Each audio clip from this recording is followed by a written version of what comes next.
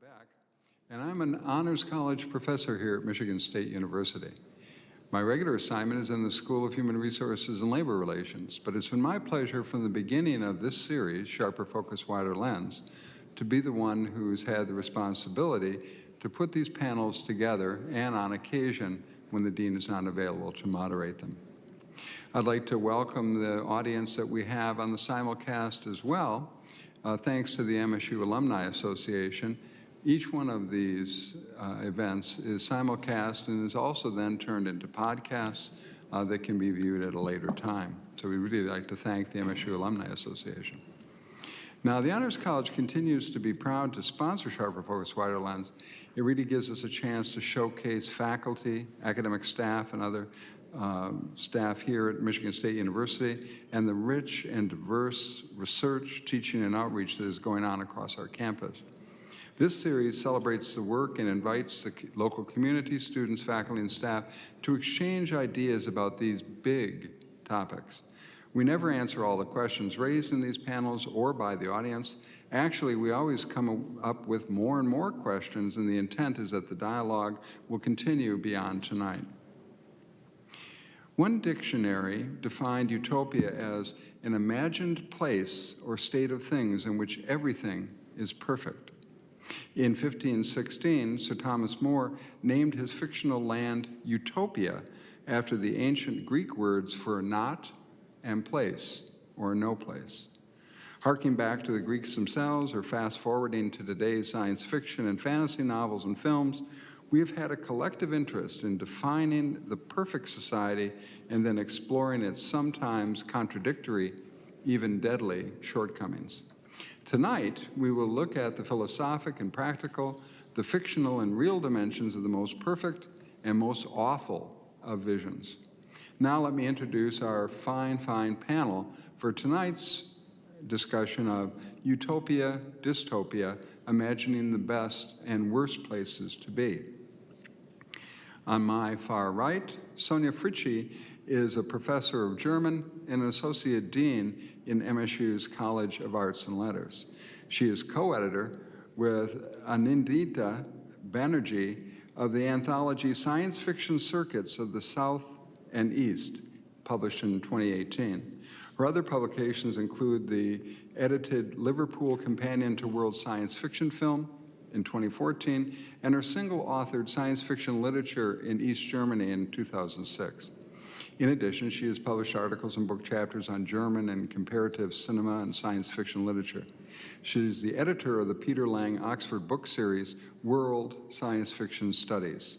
She has taught all levels of German language, literature, and film, as well as courses in English on comparative cinema and comparative utopia. Fritschi has received grants from Fulbright and German Academic Exchange Service, among others. She earned her doctorate from the University of Minnesota. Closer, on Sonia's left, is Jacqueline Rhodes. She's a professor in the Department of Writing, Rhetoric, and American Cultures, where she's currently acting as chairperson of the department. She also serves as the director of CEDAR, Critical Diversity in a Digital Age Research Consortium.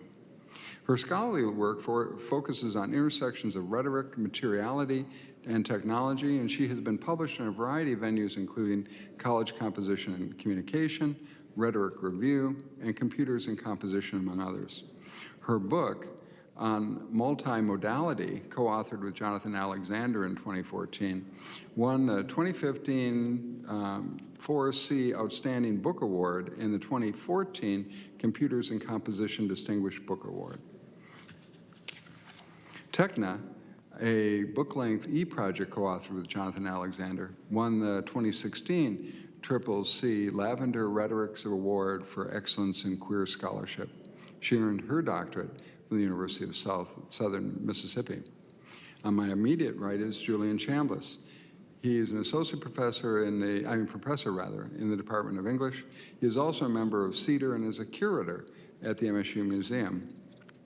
His research and teaching explores the real and imaginary city, with research, teaching, and service centered on urban development and culture. He is an interdisciplinary scholar surveying the structural and cultural experiences linked to urban spaces. An award-winning teacher and scholar, he has designed digital humanities projects to investigate, document, and record community, culture, and ideology in the United States. He has co-edited a number of books, including 2 looking at the popular culture universe of superheroes, Assembling the Marvel Cinematic Universe, Essays on the Social, Cultural, and Geopolitical Domain, and Age of Heroes, Eras of Men, Superheroes, and the American Experience. He earned his doctorate from the University of Florida. On my immediate left is Charlisa Moore. She's an assistant professor of international energy policy, jointly appointed between James Madison College and the College of Engineering here at MSU. She is also affiliated with the Environmental Science and Public Policy Program and the Institute for Public Policy and Social Research.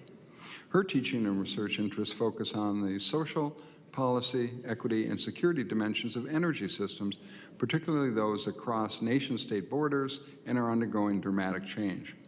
She is the author of a Routledge Press book published in 2019, Sustainable Energy Transformations, Morocco and the Mediterranean.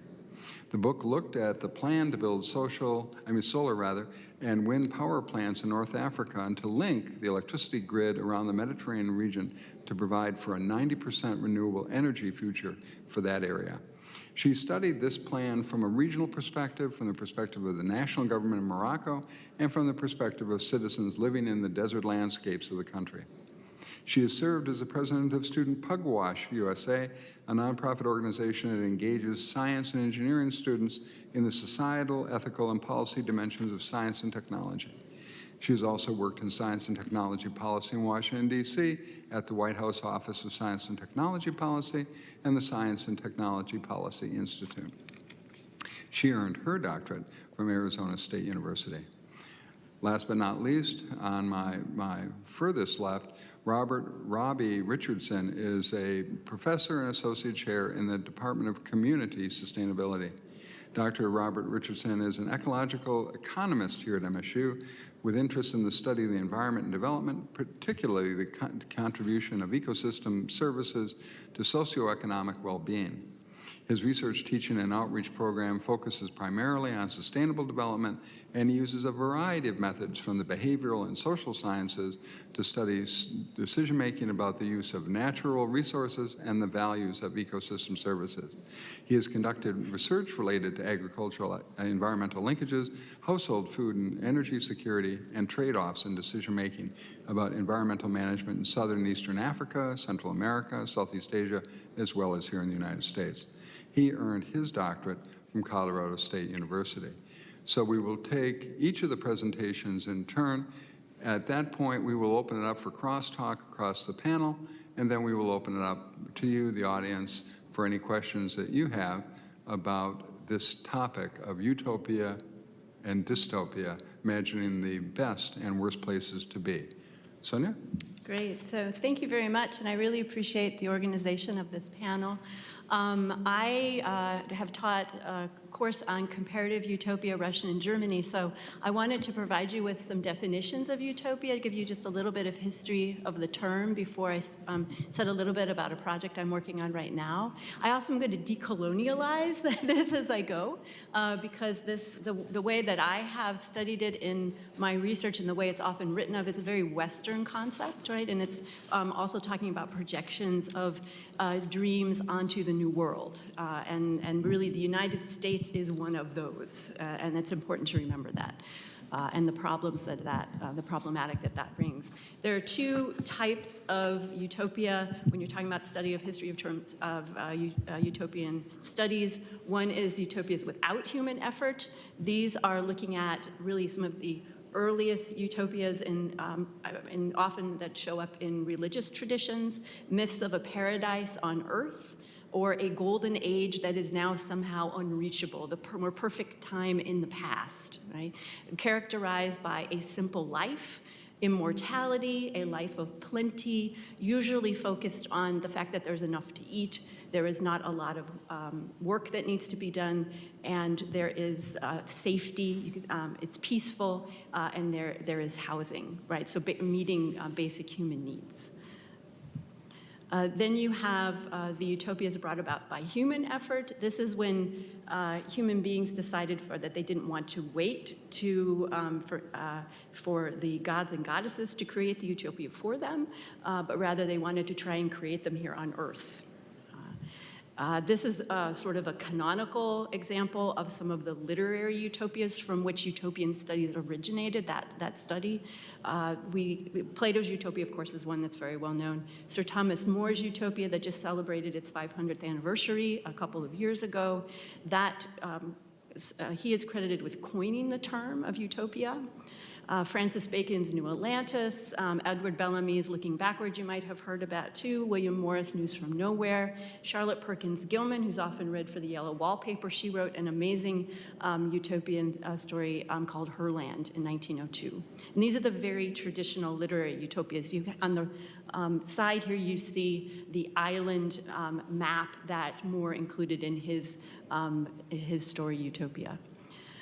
What are these like? So this island of Utopia is isolated. It's known as the perfect place, but it's also no place at the same time.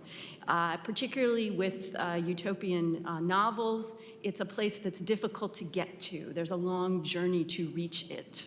The protagonists from our world describe what they see in their travel journals. We get to really this narrative of exploration that's also at the same time a narrative of colonialism, right?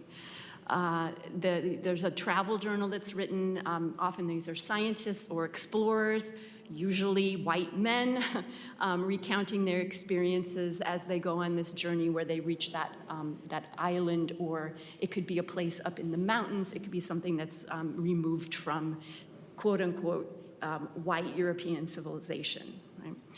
Map making often takes place with a focus on geography and exploration here. And this was particularly the case in the 19th century with the Romanticism movement and the projections of that movement onto the New World, and this character of the noble savage, right, that we have all run into in some shape or form, and with this idea of the return to nature, the mysterious, the irrational outside of civilization, the projection then of often the more perfect world that people, and I'm moving on into the 19th century with the immigration that came about at this time. You had a lot of people who were trying to then create more perfect worlds on Earth, right? You have a number of what are called utopian socialist movements, Charles Fourier, Robert Owen, Saint-Simon. An example of this in the United States is New Harmony, Indiana. You're probably very familiar with that. The Oneida colonies, the Shakers, not the Amanda colonies, the Amana colonies. And these, a lot of these utopian communities, intentional communities, were groups that were in Europe and were being persecuted there, and they became settlers, came and occupied someone else's land and tried to create their perfect space here in the New World. And the New World was this grand imaginary, right, of a utopia as well. Another group then, the scientific socialists. This was a particularly Marxian and Engels, a term that Marx and Engels used to separate themselves as communists from the utopian socialists, saying that we will bring about a utopian workers' movement, but in a scientific way. The utopian socialists are doing it in too ideal a way. They will never bring it about, but we're using scientific methods, and therefore we'll actually have this happen. And that's the Communist Manifesto. That's socialism, utopian, scientific, and that's what is to be done from Lenin. That's, of course, because I was teaching a class in Russian and German Utopia. This is what we were reading. There are a lot of other traditions here. I don't want to reduce them to this. Utopia is such a fascinating term to be talking about. And I just want to provide a number of definitions. Again, utopia, this comes from Lyman Tower Sargent, who is sort of responsible for the Utopian Studies Society in the United States. And he wrote a very famous essay called 3 Phases of Utopia. The perfect place that is no place as utopia, dystopia, which really dominates the end of the 19th century into the 20th century, 21st century. Bradbury's Fahrenheit 451 is an excellent example of this. It's an imperfect place, but there's a hope. there's a place that points to the way out. And in Bradbury, for instance, it's the intellectuals in the woods who are memorizing all of the books so that they are keeping knowledge with them. The anti-utopia, there is no way out. Will always be a horrible place. One example of this is 1984 Orwell. Some people find hope in Orwell in places, so you can be seen either way. Tom Moylan, A Critical Utopia, towards the end of the 20th century, he's writing about a resurgence of utopia, but it's an imperfect utopia. This is not a blueprint of a society, but it's recognized that it's imperfect and will be imperfect, but there is hope for change. And finally, you have a switch to then, with the move to spatial theory, you have Foucault talking about heterotopia, which is a cultural, institutional, and discursive space that is othering the normal space that we occupy. And utopia is always mirroring our own reality so that we're able to compare it with our reality so that we learn something about our own and can hopefully change it and make it better through this comparison. And finally, something that I'm very, very excited about, and I won't get to my own project, but I really wanted to provide you with this information. There's a book by Davinia Cooper called Everyday Utopia. She's from Australia. This came out in 2014. And it's a concept of a perfect world, but trying to activate that in today's world through small, transitory, unknown, transformative cultural spaces. And particularly small intentional communities who are trying to bring about the perfect in practice, right? And what's important is the dreaming that's going on here and the possibility for change. And this is why I focused on this, because I think MSU can be thinking about how can we be dreaming for a way to change, right? And I think this everyday utopia is kind of an interesting idea. So I'm done. Thank you. Jackie? Dr. Rhodes? So I'm going to start with a couple of terms. I'm going to be talking about lesbian separatism in the 1970s, and I talk about it as a think practice. And I borrow this term from a philosopher, Catherine Thiel, who says that there isn't really a useful division between philosophical argument or thinking and practical action or practicing. And so she came up with this term, think practice. And so I'm doing a think practice through this as I look at lesbian separatism in the 1970s. The other term is diffraction, and I'll go into that a little bit. My think practice engages the work of a queer scholar, Jose Esteban Munoz, as well as a speculative turn in Euro-American thought in order to do a diffractive reading of 1970s lesbian separatism. So I borrowed diffraction from another philosopher, Karen Barad, who writes that diffraction changes our notion of engagement from one of interference to one of entanglement, or rather interaction becomes intra-action. Instead of there being a separation of subject and object, there's an entanglement that reworks the agential conditions of possibility. In short, entanglement offers a different way to make difference. My reading of 1970s lesbian separatism shows an instance of rejection of entanglement, a sort of doubling down on interaction versus intra-action, and I'm going to argue that that rejection led to the failure of one seeming real-world utopia. So lesbian separatism in the 60s and 70s meant distancing yourself as completely as possible from heteropatriarchy, and that means physically, emotionally, sexually, materially. And lesbian separatists held themselves forward as the vanguard activists of the women's movements. Lesbian separatist strategy in the 70s found its home in a variety of venues, including urban and rural communes, such as the Furies in Washington, D.C., or Woman Share in Western Oregon, in commercial enterprises like Olivia Records, publications like Off Our Backs, Country Women, The Furies, Mary Daly's Beyond God the Father, and Gynecology, among others, and creative works and/or performances in which performers and artists would only work for all male audiences. I mean, all female audiences. Sorry, that would be very different. Central to the strategy of separatism was this idea of political lesbianism, which meant that women can choose not to be heterosexual, to not support the power system that oppresses them. So seeing sexual orientation as a powerful revolutionary choice was foundational to separatism in that period. Such choice, in a sense, a statement of belonging with, afforded one subjectivity within a closed and ironic system. It's ironic because in order to be a real feminist, you didn't necessarily have to be a real lesbian. However, in a number of separatist spaces, you still had to be what they termed a real woman. And this question of the real is what ends up troubling the notion of utopia. Your subjectivity when you're real in these spaces depended on conforming to the mainstream notions of true womanhood. And that meant, at root, being born with a vagina and being assigned female at birth. Subjectivity and agency relied on concretized, essentialized ideas of gender. So I'm going to look specifically at a case of where this gender dogma gets into trouble.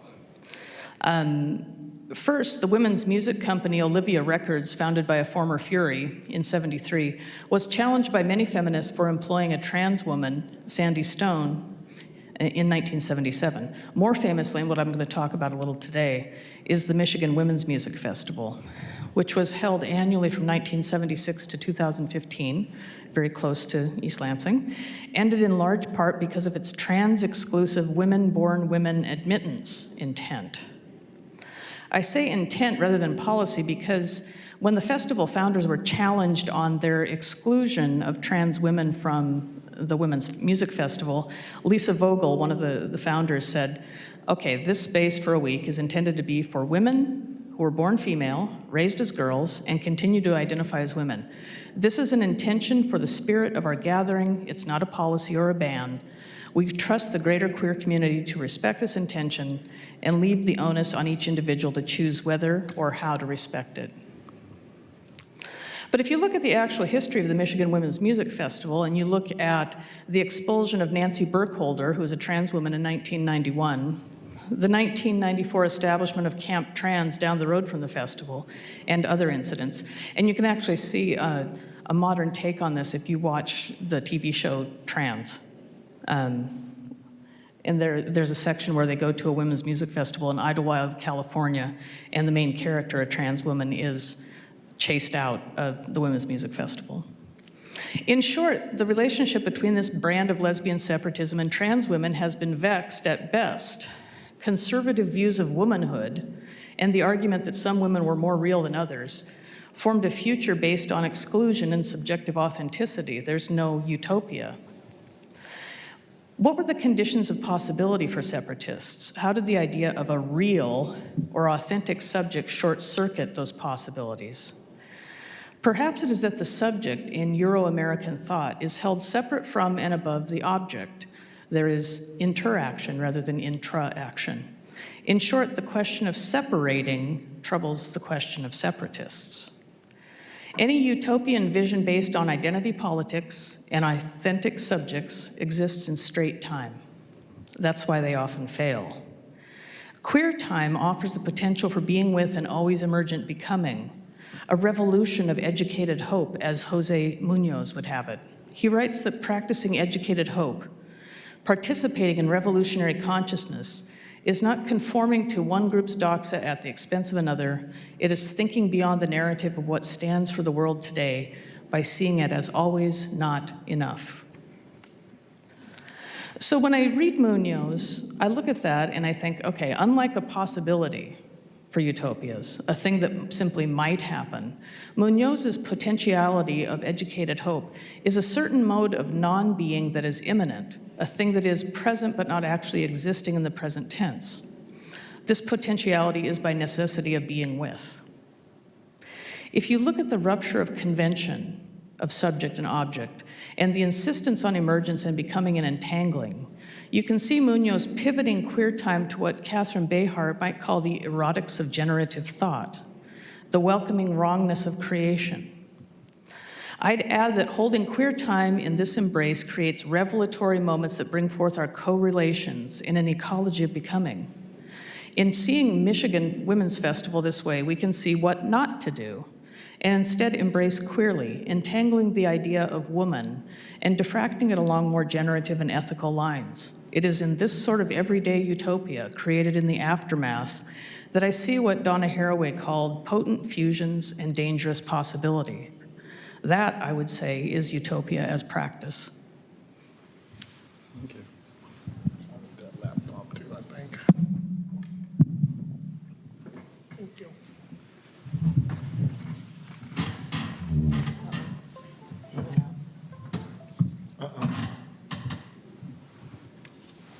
Sorry.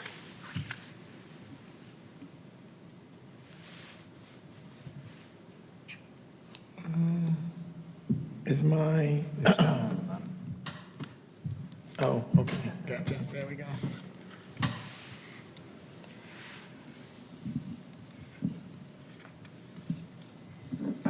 All righty. I want to thank John for this kind invitation, and I want to talk to you about Afrofuturism.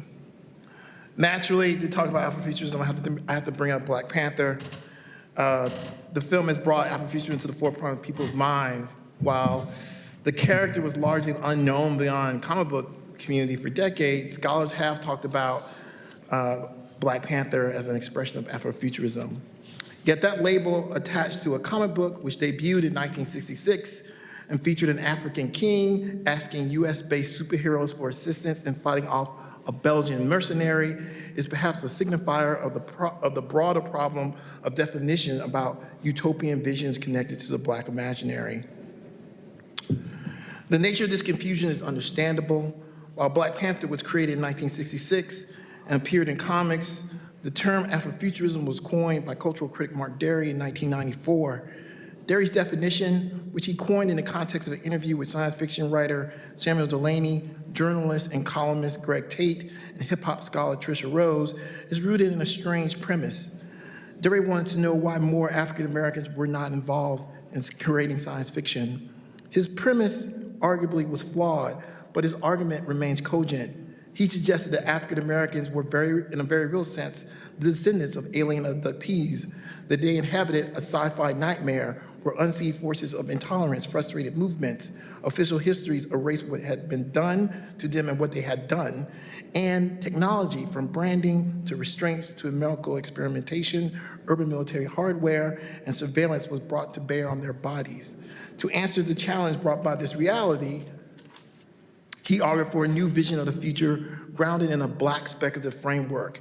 Afrofuturism, according to Derry, was, quote, a speculative fiction that treated African-American themes and addressed African-American concerns in the context of 20th century technoculture, and more generally, African-American signification that appropriated images of technology and prosthetically enhanced future is Afrofuturism, end quote. Right away, we should consider that Derry's vision is reacting to the end of the Cold War and a global free market capitalism in the context of the 1990 internet explosion. His concern for Black speculative fiction was as much driven by the failure he saw in cyberpunk science fiction and its dystopian visions as much as it was about the potential of the Black imaginary. We could speak about the premise that once again, Black labor is being used to save a white future, but that's not my goal today. Instead, I want us to consider the premise that African Americans did not engage with speculative fiction that framed the definitional moment and how it misses the mark. Indeed, the nature of Black speculative vision linked to Afrofuturism became a crucial field of exploration for many people. Having coined the term, scholars, writers, artists, and everyday people seized on the implication of Afrofuturism as a way to understand a field of thought and action linked to the Black imagination. This process became one of recovery and discovery, as emphasized by John Akomfrey in his 1996 docu-narrative, The Last Angel of History. Here, Akomfrey uses the figure of the data thief, a radical archaeologist seeking the secret of future knowledge to understand Afrofuturism's utopian potential. The choice of a radical archaeologist is no mistake, because at some level, the impact of Afrofuturism is not just simply about thinking about a different future, it's also about reclaiming an erased past. The data thief must travel back in time and crack the code of the future. His one clue in this endeavor is the mothership connection, a reference to George Clinton's Parliament Funkadelic, which points to a way to a kind of Black speculative practice. The data thief travels back in time to trace the rise of funk, But first, he must find the blues. The blues is a secret black technology, and they tell us that the blues begot jazz, begot soul, begot hip hop, begot R&B. The call to look back to the past to understand the present and the last angel of history makes a clear point that the science fiction is not about the future. Future narratives act as a significant distortion of the present. Science fiction claims the space that we might project ourselves into. Thus, for decades, we have experienced what Kodai Eshoo has described as a future industry that prescribes a Eurocentric vision of the future, where questions of identity and power serve to affirm the structure in place today.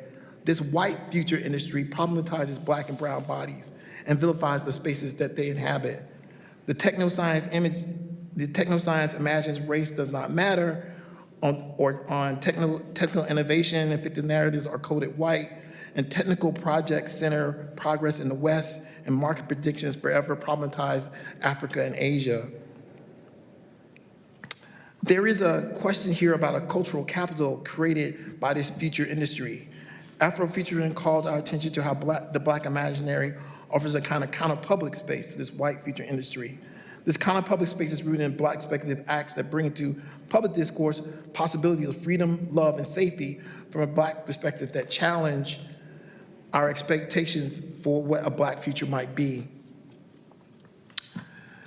Afrofuturism opens up the world of possible projects linked to black liberation and calls our attention to a point of possible engagement that can be taken up by living agents. We can see this in the work of digital humanities at the intersection of race and technology. Inherent to this work is a drive to make new meaning. A black future industry is what is on display in a range of cultural productions we see in modern Afrofuturism. A techno-science narrative built on the legacy of innovation represented by African knowledge forms and African-American invention. A fictive narrative rooted in the black diaspora experience that visions the future through new lenses. This black future industry promises new visions of possible future free from the assumptions of failure connected to previous narratives. As Alondra Nelson explains, Afrofuturism is a way of seeing, a way to explain black diasporic cultural production, a way to understand the subject position of black people, and a way to envision a kind of black vision of modernity. Why is this important? Well, because black people are in the future, and that fact may save us all. Thank you. Great, thank you. So we'll just switch over here. That should come up. This is one of those techno moments when it should come up. There we go. Okay. Charlisa? My work in energy policy looks at how we can transition our energy systems to more sustainable ones, and I'm going to talk first about energy dystopia, which isn't very difficult to imagine because we see a lot of examples of dystopian energy systems in our current energy systems. So I'll give some examples that are in no way exhaustive. So coal-fired power plants are our largest source of air and water pollution, as well as a major source of greenhouse gases, even though these plants inhabit our communities. So there's a picture here of one of the coal-fired power plants in Marquette, Michigan, right next to a playground. And people swim in this part of Lake Superior because it's warmer than other parts due to the effluent water. This is a power plant that's being shut down. These impacts are not proportionate. They disproportionately affect low-income communities and people of color.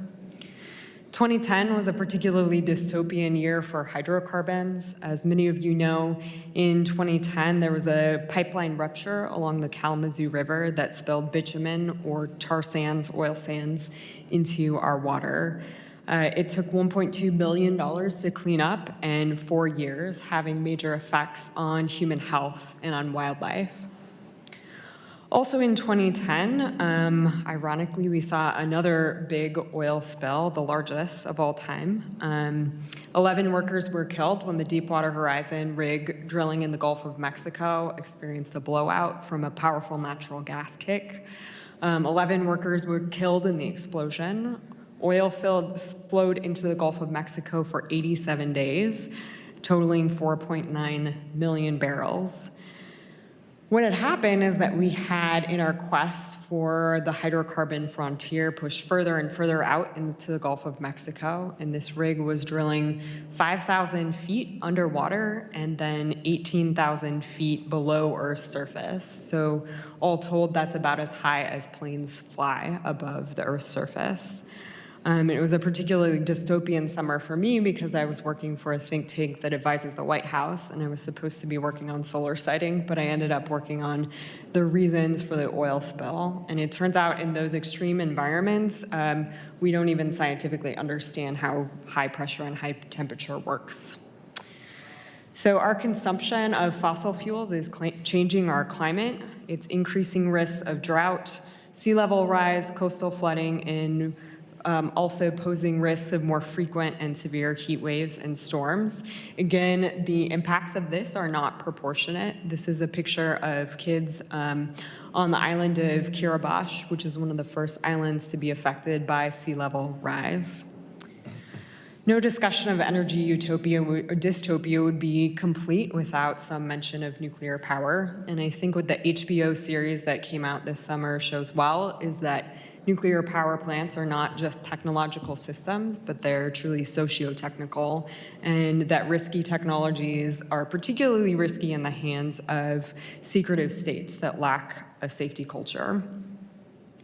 Nuclear power is not the only technology that poses risks to human lives. On one side of this picture is the Mosul Dam in Iraq. It was taken over by ISIS for a period of time in 2014, and it lacks stability. Workers actually have to work around the clock to pump cement into the bottom of this dam to make sure that it doesn't collapse. And if it were to collapse, it would kill 1.5 million people within just an hour.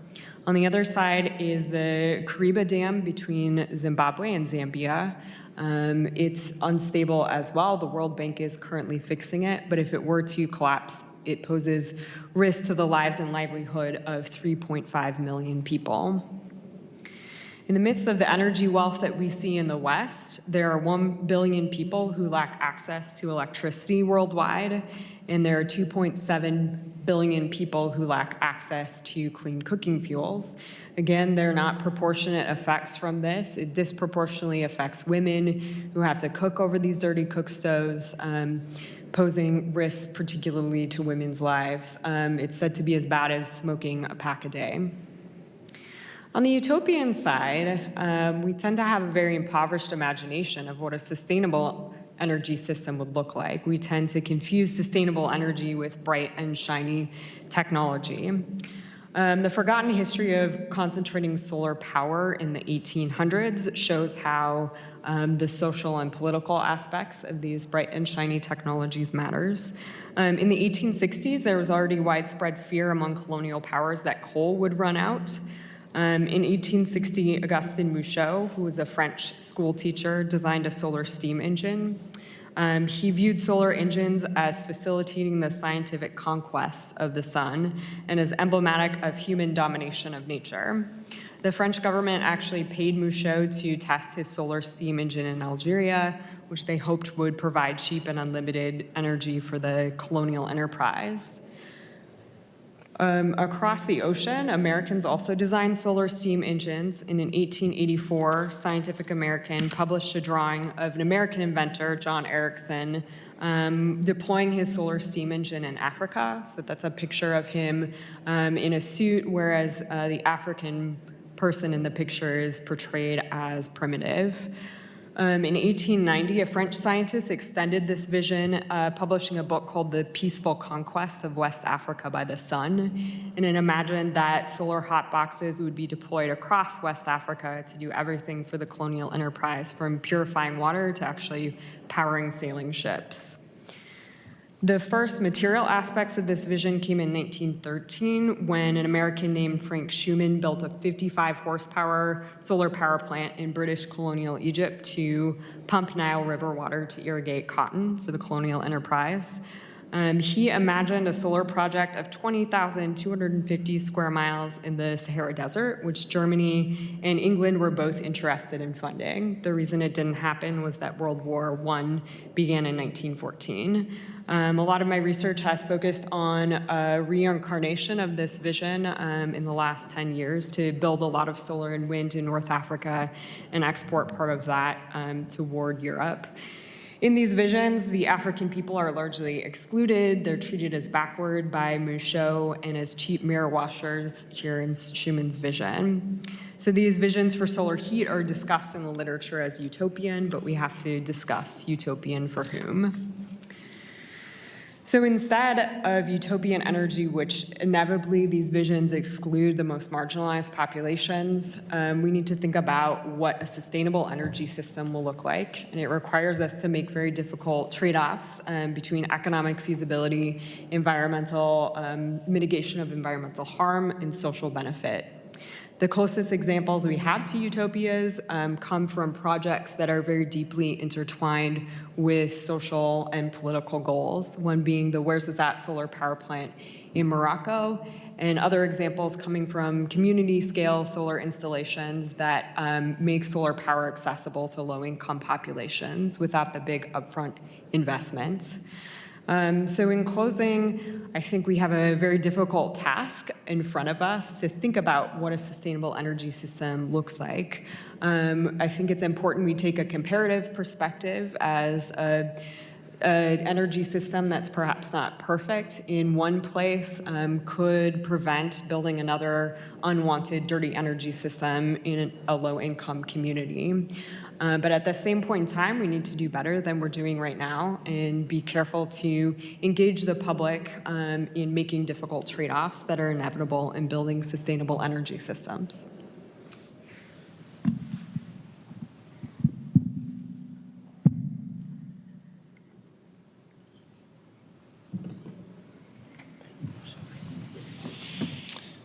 So good evening, and thanks to John Beck and the Honors College for the opportunity to participate in this really compelling panel. I'd like to share my perspectives as a scholar of the subdiscipline of ecological economics. Ecological economists are concerned with the interdependence of natural ecosystems and socioeconomic well-being, the relationship between humans and the environment. Ultimately, we consider the human economy as a subset of Earth's ecosystem. In the field of mainstream economics, they would not consider the economy as a subsystem of Earth's ecosystem. And in fact, in terms of global economic performance, the global economy in some ways is performing its function, its policy function very effectively, and that is to grow. It's grown exponentially over the last century, so you might consider an image like global economic growth as an economist's utopia. So is there any problem with that? Well, I quote here from Kenneth Boulding, who was an advisor to President John F. Kennedy, who famously was quoted as having said, "Anyone who believes in indefinite growth of anything physical on a physically finite planet is either mad or an economist." As a byproduct of that economic growth, we also have concurrent increases in global carbon emissions, in many ways related to the energy issues that Dr. Moore discussed earlier, rising exponentially and tracking global economic growth very closely since the Industrial Revolution. Also, as a byproduct of economic growth, we have seen a precipitous decline in vertebrate species, both terrestrial species and aquatic species, leading to one of the greatest mass extinctions recorded in living history. One great example of this is the collapse of the Northwest Atlantic cod, which was severely overfished in a desire to meet demand for that product. More recently, on a global level, there's been interesting research published on the concept of planetary boundaries. These authors identified 9 so-called planetary boundaries where exceeding outside the so-called safe zone would be unsustainable. And so far, to date, we have exceeded globally 4 of these 9 planetary boundaries well beyond the safe zone. Those include losses to biodiversity, land use change, nutrient cycling, and climate change. Others of the remaining planetary boundaries are in dangerous levels of exceeding the safe zone themselves. The United States Environmental Policy Protection Agency develops the Environmental Quality Index. So in reading this, you can understand that this is a composite of 5 environmental domains, including air quality, water quality, land use, the built environment, and socio-demographic issues. The higher values are represented in red and orange, and you can see that they're largely concentrated in urban areas where the majority of humans in the United States live. The bluer images are higher levels of environmental quality, and those are largely and not surprisingly located in sparsely populated rural areas. As another byproduct of economic growth, we have created tremendous income inequality that has not been seen since the dates of prior to the Great Depression. The so-called 1% of income earners grew their incomes at rates that are 5 times as fast as the income as the entire bottom 90% of U.S. households. Those top 1% income earners earn 26 times the incomes of the bottom 99%. And that same group takes home 21% of all the income earned in the United States. When we look at this at a state-by-state level, we see that we see tremendous variation from low levels of inequality when looking at the ratio of the average top 1% to the average bottom 9% of low levels, such as in the teens, in the deep south of the United States, 21%. The 1% earned 21% times the income of the bottom 90% in Michigan, all the way up to 44% in states like New York. The New York Times did an interesting piece about 5 years ago called "Where are the hardest places to live in the U.S.?" So this made me think about the concept of dystopia. They defined the hardest places to live on an index that included 6 data points, including education levels, median household income, unemployment, disability, life expectancy, and obesity. And again, you see high concentrations of counties that are the so-called hardest places to live in Appalachia and in the Deep South. So in closing, I'd like to think about some environmental visions of dystopia, and I'd like to suggest that there are 2 kinds of environmental problems. One are extreme events and disasters. These are the kinds of things that are fast-moving, they are repeated, and they're often recoverable. Things like oil spills, flooding, and extreme weather events. We see them repeatedly over the years, and policy suggests that we should invest in recovering after them. We also have a different kind of environmental problem that might be characterized as examples like climate change and losses in biodiversity, where those impacts are slow-moving, they are potentially accumulative, and also potentially irreversible, so very different from some of the other ones. And this is dystopian when we think about the lower right image of projected sea level rise and coastal areas in the United States that are likely to be severely impacted from those impacts. So in thinking about imagining the best and worst places to be, the best places are likely to be resilient, and they're likely to be adaptive to environmental change because we know this environmental change is in the future. Questions we should be asking is, what changes are needed to alleviate poverty while staying within the biophysical limits that are suggested by the planetary boundaries? What kinds of changes are needed to advance toward a just and sustainable society? Someone close to our discipline of ecological economics has proposed the notion of donut economics. It's compelling. Kate Raworth published a book by that title, where she said we should manage the economy in the area in between the edges of the donut. that providing a social foundation is necessary. Access to energy and water and food and peace and gender equality are necessary as social floors, if you will. But we also have to manage an economy that lives within a so-called ecological ceiling, and that is the 9 planetary boundaries that I mentioned before.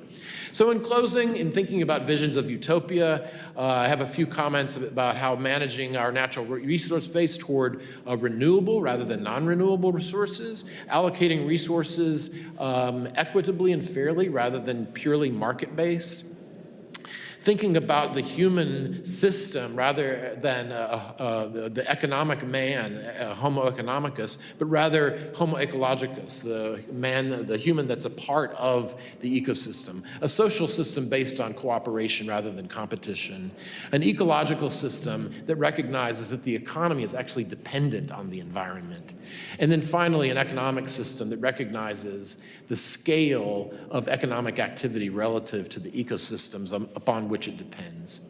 So, thank you. Okay. So let me make a couple of announcements, and then we're going to open it up for crosstalk across the panel first, then we're going to open it up to everyone. Opening it up to everyone, by the way, I have the fine help of Derek McHale, who's actually going to be handling the microphone for me, since I can't be in 2 places at once out in the audience. He's a doctoral student in writing rhetoric and American cultures. On the 17th to the 19th of October, there will be here on this campus a Utopian Studies Conference. And if you want to hear more about that, do come up and ask Sonia, or I think a number of people on the panel happen to be presenting at that conference. So let me just mention a couple of quick things and then open it up for any other crosstalk. I think that, I think the quote was that we lie in the mud, but we stare at the stars. I think it's aspirational by its very nature. You begin to wonder what role utopia has, except to maybe glimpse something that might be better, and therefore something that we can work toward and be aspiring to. But so far tonight, we've heard everything from perhaps technological or technical optimism on the one side versus technological and technical pessimism on the other. That is, I think that we really have the possibility of both. We've heard the fact that many utopias, literary and otherwise, have dealt with kind of a naive, noble, perfect, that kind of harking back to the garden. On the other side, if you're wiser, you're more experienced, and you are somehow fallen. And then you're, as the song would tell us, Woodstock, trying to get back to the garden. The primacy of Africa comes through in this panel. That is, Africa is a place to try new technological things. Africa is a place that somewhere within its environs of huge, huge jungles and huge, huge spaces, there must be somewhere there something perfect that we can find, a resource, an earlier analog, perhaps a great unexperienced gem. It's also a location for the last innocents. That is, that often we think of different parts of Africa as the last frontier. Maybe the one thing that utopians might ask is that, couldn't we all be the adults in the room, except that that naive vision might ask, shouldn't we all instead be the child in the room rather than the adult? So with that, any comments for one another across the panel, or do you want to pick up any of the threads that you were all lifting up before we open it up for more general discussion? Anyone want to jump in? Mike is available. Anyone want to go there? Shy, obviously. Any? Don't. I actually have a quote that I'd like to read that I think captures sort of the spirit of a number of the panelists across the way of thinking about why do we study utopia and dystopia. And you might have run across, it's by Oscar Wilde. And It says, he said, a map of the world that does not include utopia is not even worth glancing at, for it leaves out the one country at which humanity is always landing. And when humanity lands there, it looks out and sees a better country and sets sail, right? And that this is how, the idea of utopia is not really getting there. It's in the process of, it's in the travel towards that better space. And that's really the place that we are doing the hard work and bringing about a better place. And I think all of the panelists and the various manifestations of utopia and dystopia, that's really what those are about, is pointing out what is the better space, and oh, look out for this. This is not going to get us to that better space, whether it's an environmental catastrophe. What can we learn from that so that we won't let that happen again, and that these aren't static, that these have to be constantly changing. For when it's the static one, that's when you get into trouble and you go to a space that you don't want to be. Right. Other comments that anyone wants to? I think the benefit of Afrofuturism rests at some level in the possibility of it as a blueprint for a different kind of action. And so one of the things about the sort of like ideological or imaginary utopias that you see in Afrofuturism is that they're often based on a premise that takes into account a kind of balance between man and land, between resources extracted and things given back. And part of that premise is a sort of rejection of the kind of Western Eurocentric model. And so one of the complications represented by Afrofuturism is that it is a roadmap to a different kind of future project. But because it's a different kind of future project that's rooted in Africa, I think sometimes people miss the nature of that future project, right? Which is part of the reason I wanted to talk about this idea of future industry.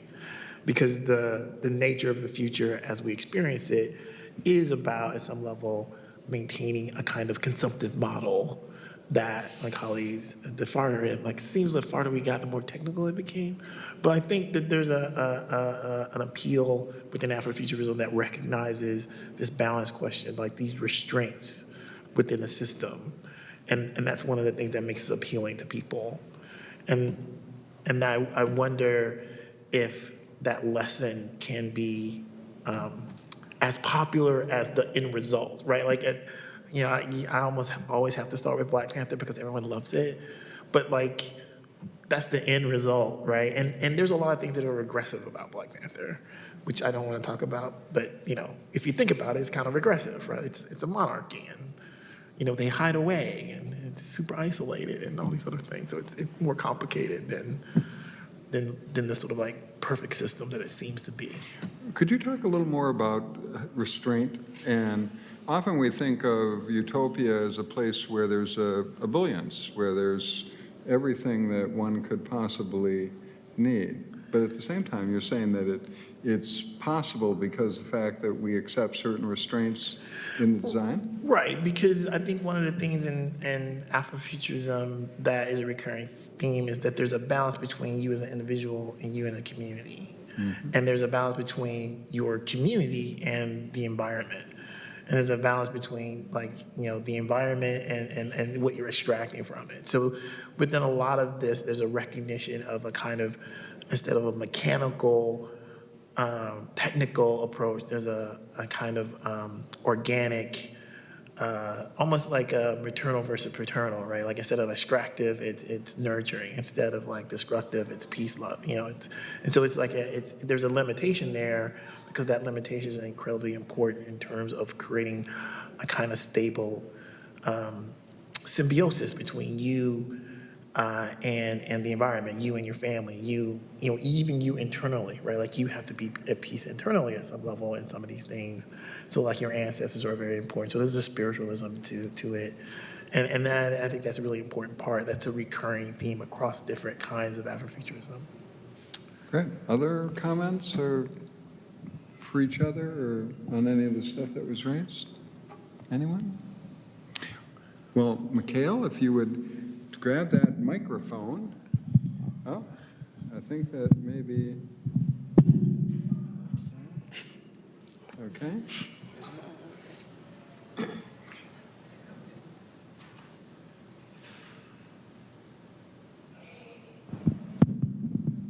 Thank you very much. I come to these as often as I get it into my schedule because I love the work that all of you do to put into this. And I promise I will look at the part that I missed for being late. And I apologize for not knowing everybody's names. But I really appreciate the diversity of the panel because my take on it is that the first speaker was pretty much about how do we learn to get along or not. And the next two speakers seem to want us to imagine a world where instead of being oppressed, it's an upside-down world, maybe a microcosm where we are on top. And then the last two seem to be about the dystopia that we're living in now as we're destroying the planet and trying to envision something that would not destroy the planet. But it seems to me we've got to learn to get along with each other and with the rest of the species on the planet. So I appreciate the concept that the second speaker made about Euro-American thought. And it seems to me that those who were born and raised in this country are infected with Euro-American thought. And when you reflect on the history of Europe, right, you've got a supremacist culture. The kings, the lords, the knights, the peons, and, oh yeah, the journalists. So Germany conquers France, or France conquers England, or Europe conquers Africa, and it's a world of either you control or you don't control. You are controlled. And I think that's very dystopian, and I think it's what we're living in today. So what's the alternative? I worked on a Native American reservation, and I honor Native American traditions, and I'm probably romanticizing it, but what if we all had a role, like leather worker, basket maker, hunter, gatherer of herbs, nuts, and berries, two-spirited people, you know, the whole 9 yards, the storytellers around the campfire, the ones who cared for the children, where everybody could learn to work together to do what they love to do. I can imagine that, and I can imagine that we are diverse enough where instead of pursuing power over others, we pursued whatever individually fills us up in ways that helps others on the planet, others around us. That's my silly, idealistic dream. Other questions, or anyone want to react to? I would love to say just, and I thank you very much for such wonderful comments.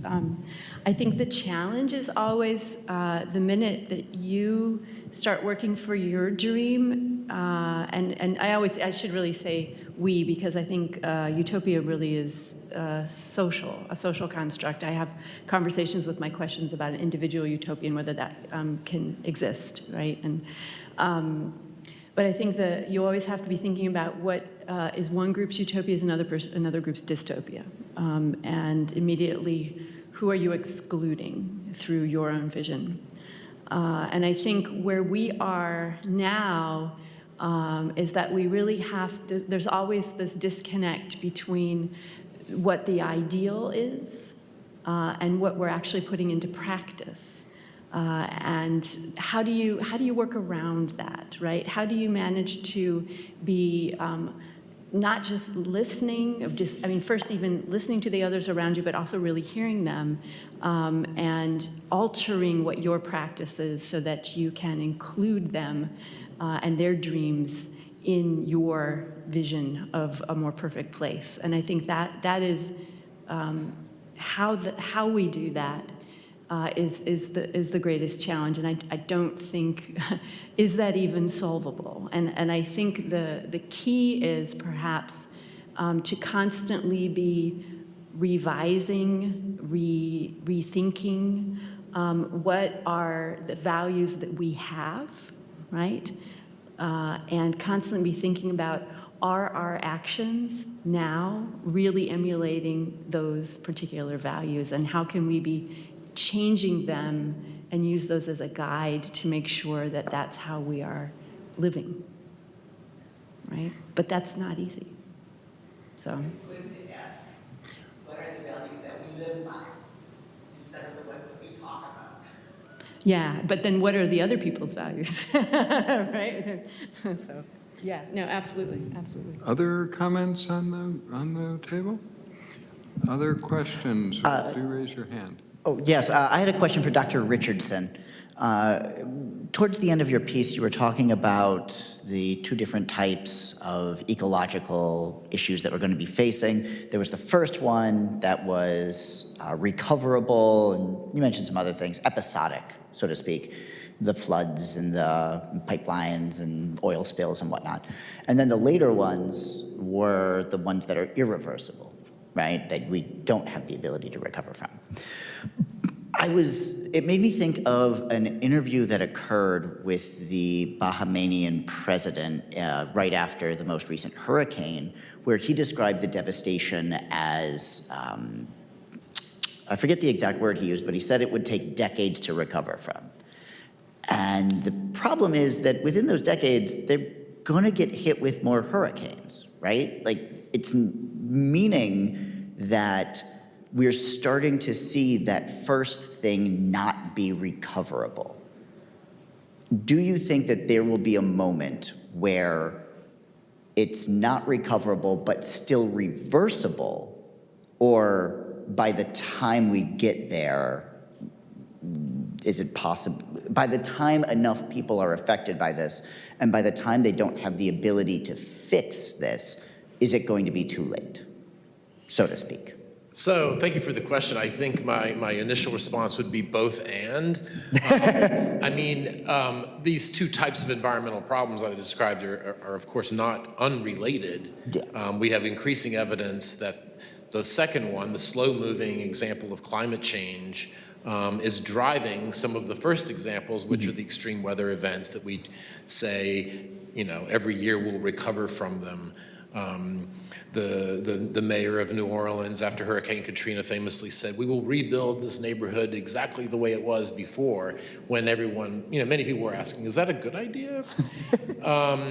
But if in fact extreme weather events are increasing in frequency and intensity, I think you highlight a good point, that they are potentially recoverable, but the frequency of their occurrence would make true recovery difficult. One needs to think no farther than the low-lying South Pacific Islands, which are suffering from sea level rise, and they could, recover from flooding events with seawalls and things, but eventually those places will become uninhabitable. And so that's where the irreversible effects come from. Well, Robbie, let me ask a question, just building on his. Is it possible that where those two meld is all suffering is local? That is, we can really think broadly about things, but it very well may be that radical weather events are going to decimate the Bahamas for all time. That is, that if they are going to always be hit, I mean, now 2 storms in a row, it very well may be that people simply can't live there. That is, that they will have to live somewhere else. So that it might be that catastrophe is really in the eye of the beholder, especially if it happens to be the catastrophe that they own, which is very different than, for example, when the oceans rise, everyone will be affected, but those people in the Pacific Islands will be more affected than others, in effect. So there will be things that are irreversible. Mm-hmm. Including the loss of species. The question is, do we become numb to those kinds of events as we hear more and more about them? And some of them are distant from us, and we also forget them. The Deepwater Horizon oil spill was one of the most catastrophic events in American history. And did it change any behaviors on the part of anyone? Of course not. So, yeah, no, I think that this is it raises a good point, but I feel sometimes that we are so far distant from some of these futures that they feel not real. It goes back to questions that, I was thinking about the quote that Sonia read about, that referred to the word better. And it's raises questions for me about what is better and for whom, and whether we're talking about lesbian separatism, Afrofuturism, or a transition to a renewable economy. In many of those examples, we've heard about unintended consequences that came out of someone's pursuit of the better. Okay. So I want to say something about that because I think one of the things that's really interesting in terms of like Afrofuturism is this assumption, there's a tension within futurism, right? That technology is going to solve this problem.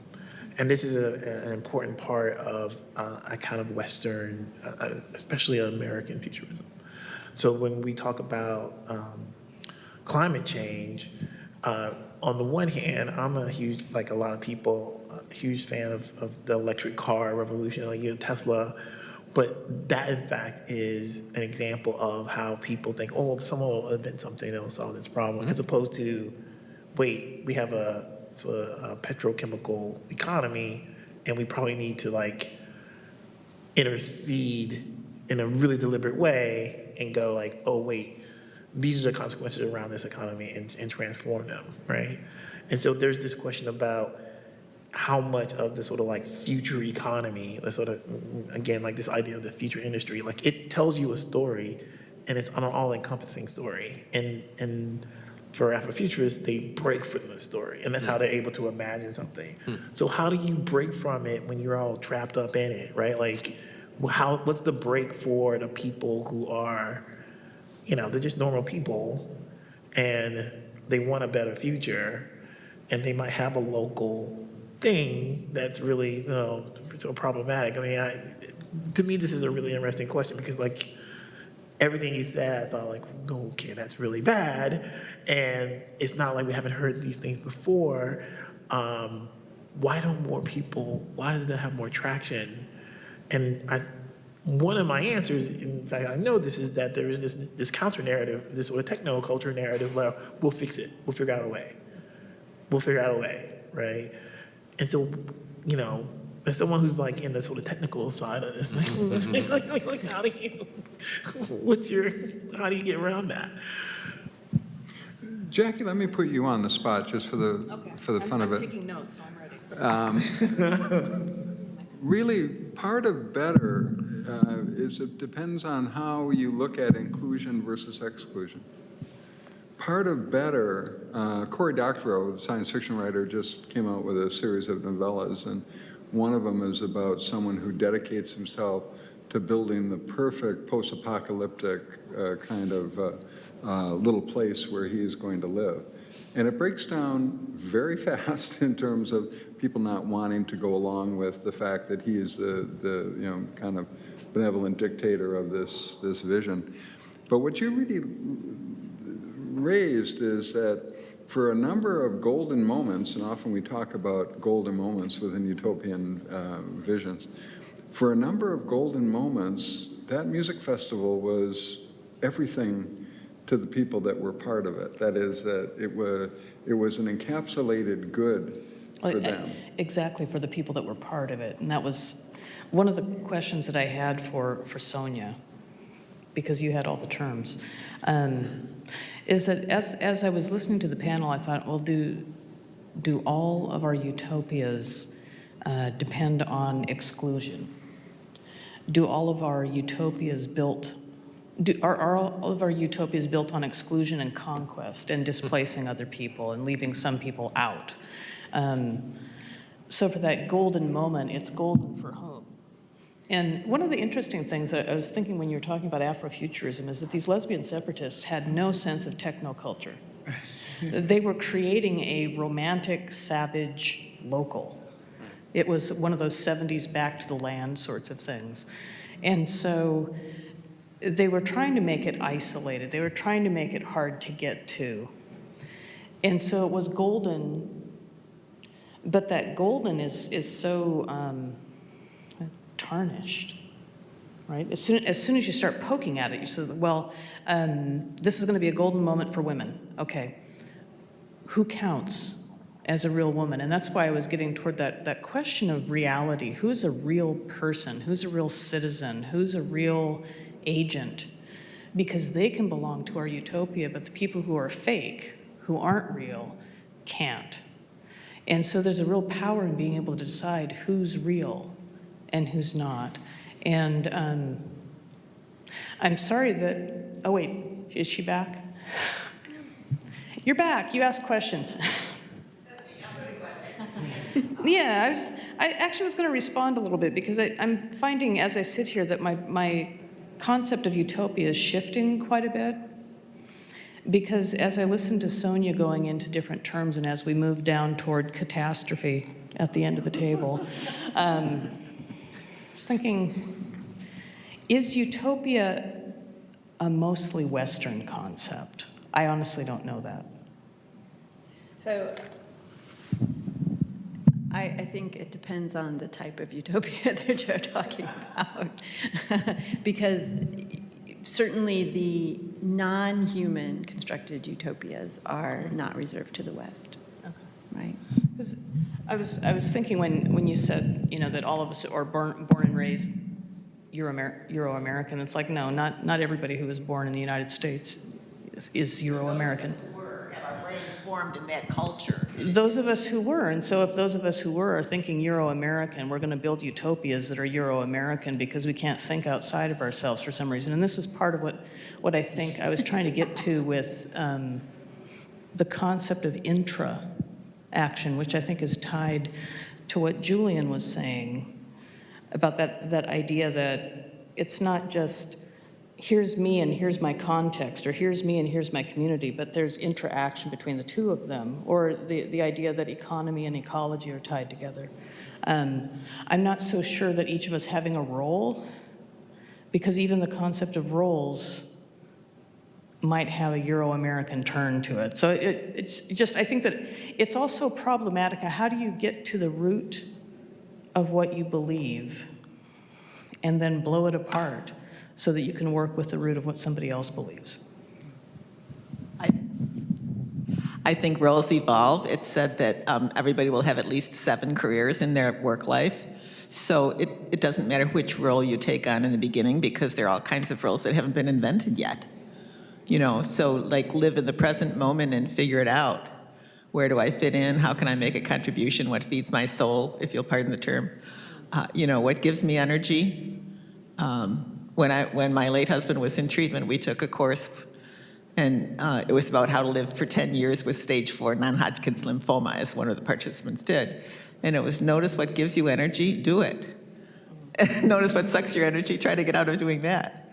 And as an employment specialist who is very, very successful in helping all kinds of people with major, quote, barriers, unquote, to employment, like murder or sexual, crimes, I just asked them, what do they love to do? What would they do for the rest of their lives if they could afford to do it without getting paid and love it?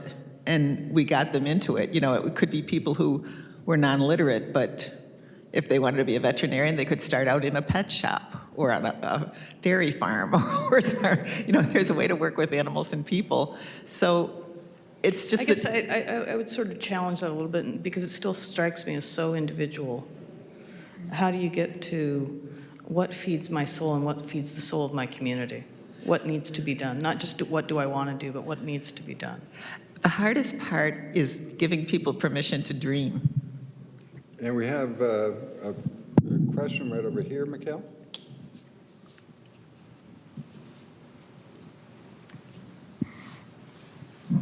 Well, thank you, everyone. It's very interesting in very different ways. Different parts of my life kept coming up, growing up in the 70s as a lesbian feminist, for example, and working now in agroecology. So I was really curious if any of you read The Wizard and the Prophet.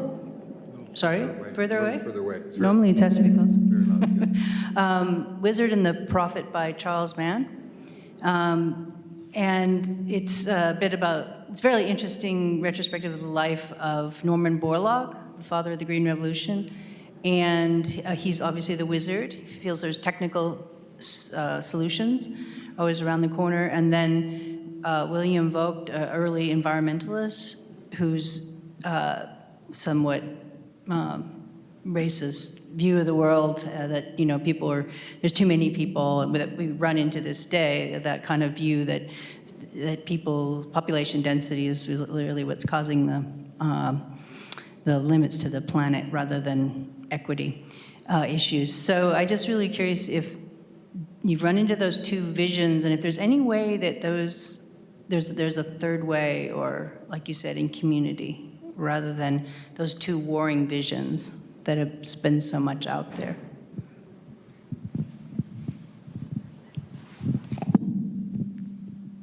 So this is why I'm having such a good time reading this Everyday Utopia book, because she's a legal scholar, Divinia Cooper, and she's looking at theories of epistemology, actually, and thinking about the term of concept. I'm not going to go into a discussion of that because she spends a number of pages on it, but what I'm taking from it are two things. One, that utopian scholarship has become much more focused on the utopian moment, right? What is it about that Bloch was talking about with this anticipatory dreaming, this not yet consciousness that he was seeing in art that was pointing to the way that we should go? And that has been studied so much recently, I think, because of a fear of what we've been talking about, of the blueprint, right? And who is that hurting, right? And inability to solve that question that we've just been discussing.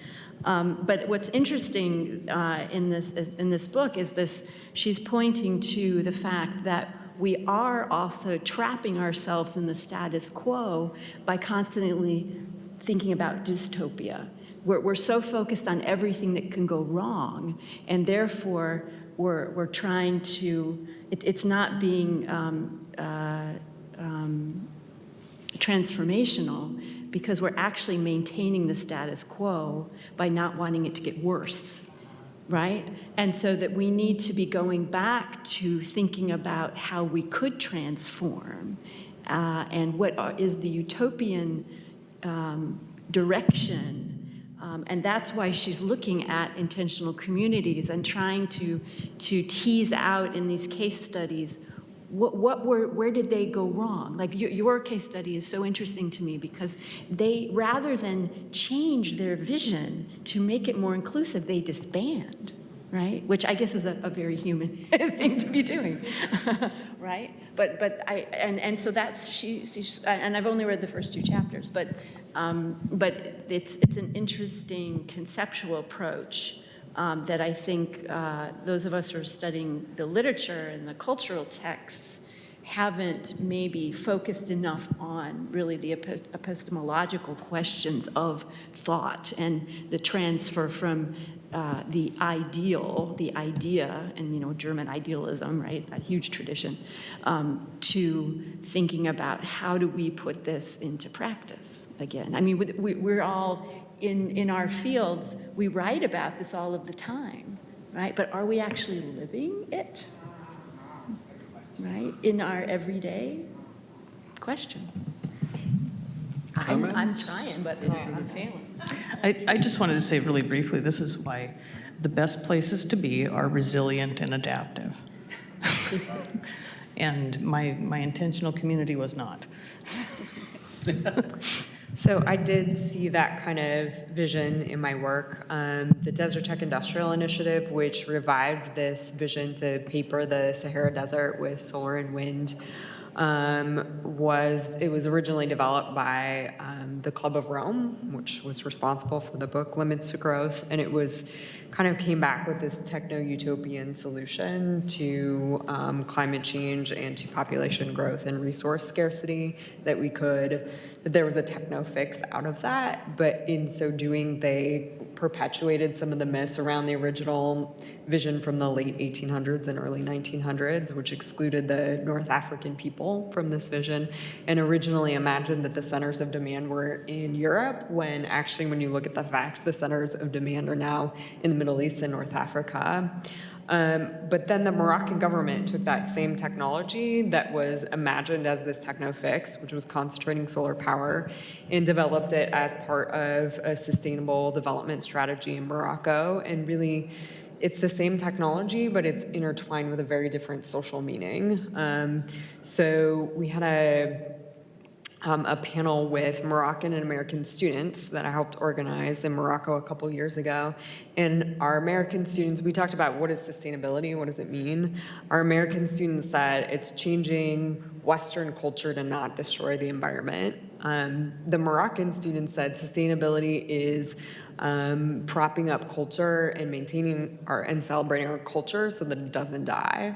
So there was this very different meaning of what solar power could provide for North Africa versus the meaning, the sort of techno fix on the limits to growth that the Europeans had brought to bear on the same technology.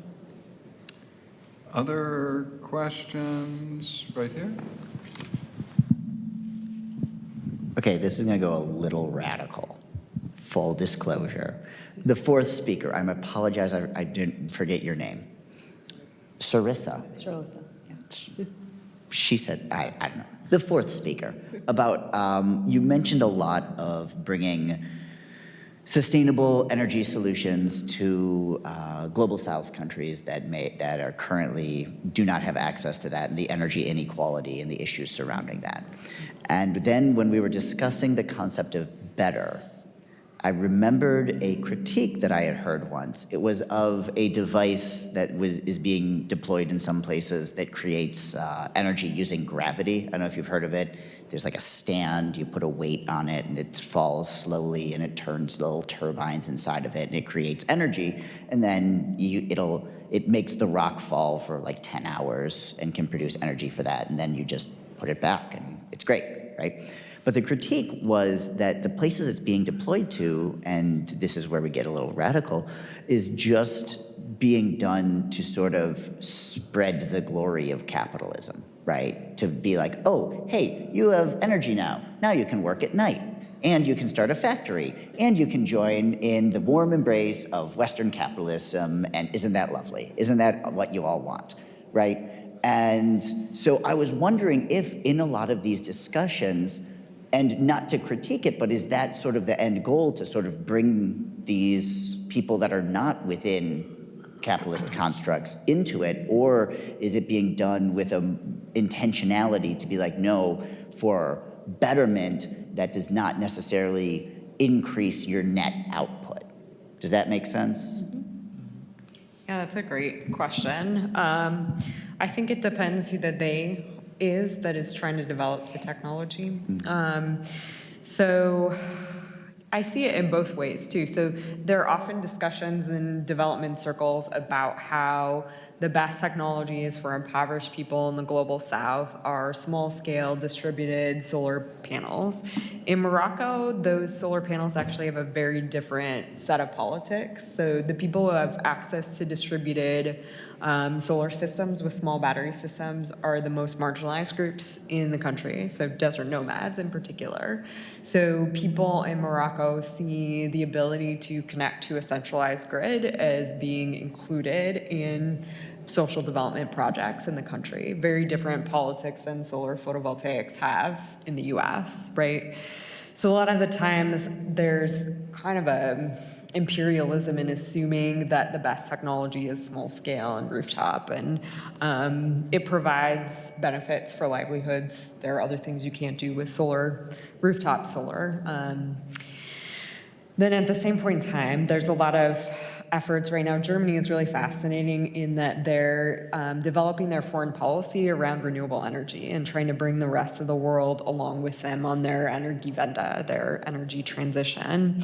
And so the UN Sustainable Energy for All program has really capitalized on these initiatives, and a lot of them are very focused on turning women into entrepreneurs, which is really interesting. So there, you have a paper that's under review with a colleague right now who attended the UN Sustainable Energy for All Forum, and she talked about how a lot of these initiatives don't see women as political entities and as people to participate in democratic discourses and be able to choose their own technology and build their own techno-utopias, but instead will bring energy to them so that they can be better entrepreneurs. And I think that's something that we do have to be very careful of. But there are a lot of different dynamics when we talk about bringing small-scale energy to communities that have very different sets of politics.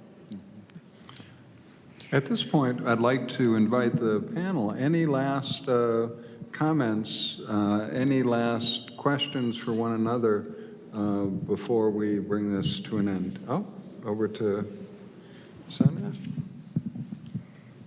So actually, I had a question for you about the dam. First of all, that you were talking about, and also I was listening to a report on the radio this morning about the German Parliament discussing this very issue of how it's going to realistically meet its goals for the Paris Accords, and it's going to cost them $40 billion. And the conversation was, they're calling it the Energiewende, right, which is the energy turn. And they're trying to figure out, do they put a tax on what, so everyday people will pay for this? Is it going to be something that they will mortgage the country?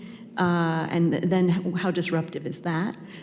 Is it something that they will solve with taxes on certain corporations, right? So this is a very real debate that we should all be having right now.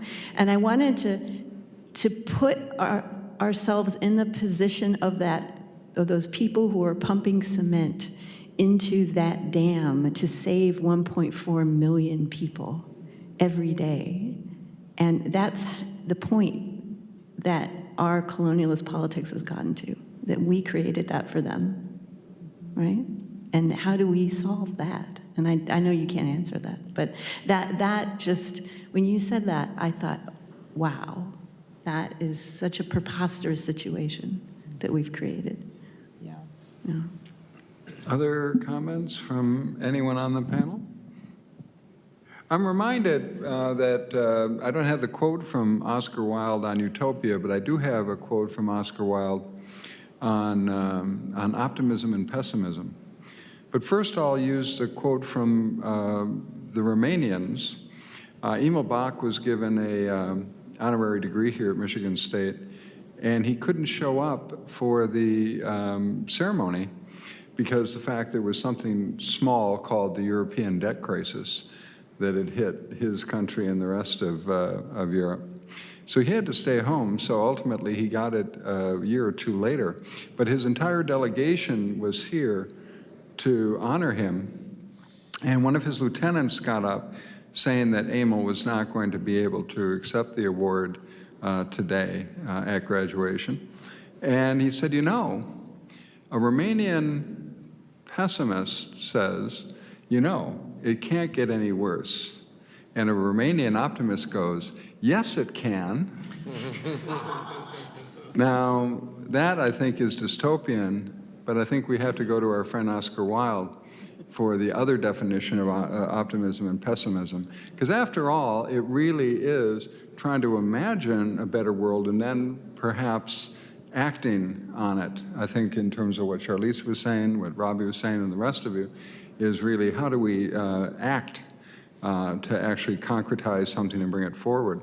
Wilde once said that an optimist is a person who believes we live in the best of all possible worlds, and a pessimist is a person who fears that that very well may be true.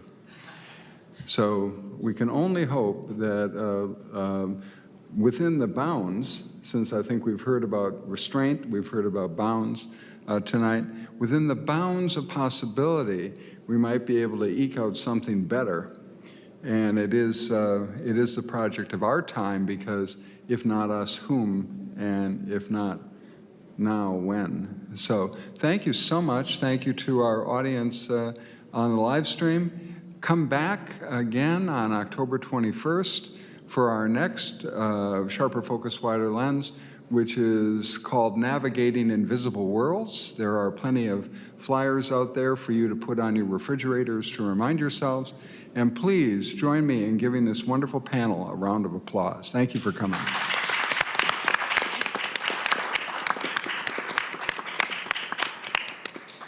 Eat more cookies.